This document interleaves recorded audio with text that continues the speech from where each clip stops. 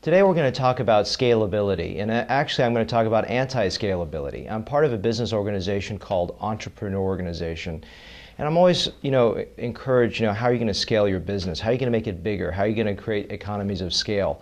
And I say I'm not. I have no interest in doing that. And so I look at this as, for example, people do 3 hair transplants a day. I can never see myself doing that. People doing 10 hair transplants a week. I can never see myself doing that. I don't like that. I don't enjoy it. I like to do 1 surgery a day, which is pretty different from most surgeons. I like to operate every single day. I like to see my patients, take my time, shoot a video, and just enjoy my life. And part of that is just quite enjoyable. What brought this to mind is I just finished reading a book called Omnivore's Dilemma. And in this book, they talked about organic farming. And we always think, oh, organic farming is great.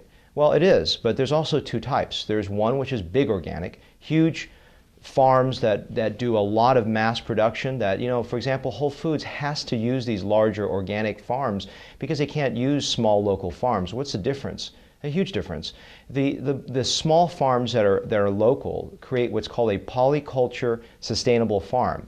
What that is that these farms, they have so much richer soil because the manure that's out there that we think is terrible when we're having these larger things called CAFOs, or confined animal feeding organizations, that just sequester the cows, and the manure in that regard just pollutes the entire environment. But in a small polyculture sustainable farm, that actually fertilizes the soil, and the soil creates crops that then feed the animals. And so this small enclosed ecological loop actually provides a much richer food source than you actually get from a large organic farm. It's a very different degree of nutrition, etc. And they've actually done some measurements on secondary metabolites called polyphenols. And polyphenols are things that help provide cancer protection, heart disease protection in plants.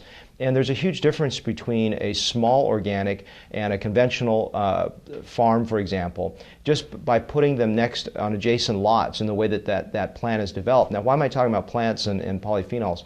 Because the whole idea is that big is not necessarily better. And I really believe that our mission here is to take care of 1 patient at a time, enjoy the day, not feel compelled to see too many patients, not compelled to do too many surgeries, but just to enjoy that luxury of being able to treat a patient as an individual. So scalability, large economies of scale, are not necessarily something that's practical in my business model, if you will, because this is really what we love, which is, I look at myself in a way, if you will laugh at this, as a polyculture sustainable farm. It's a small industry that really enjoys each and every patient encounter and each and every patient I work with. So hopefully that was a good idea of anti-scalability and why it's here at my practice.